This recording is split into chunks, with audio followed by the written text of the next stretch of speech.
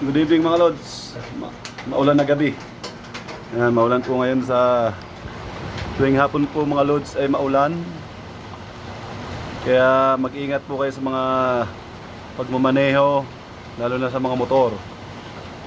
Ayan.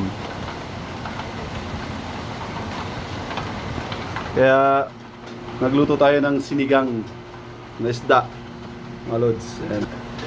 Sinigang, isang kulo na lang ito mga lods at magano na tayo. Luto na ang ating sinigang.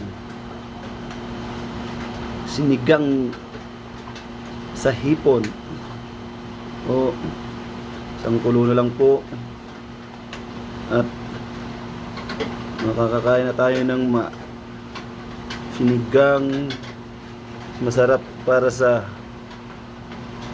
tag-ulan mga lods. Okay? Okay na mga lods. Peace.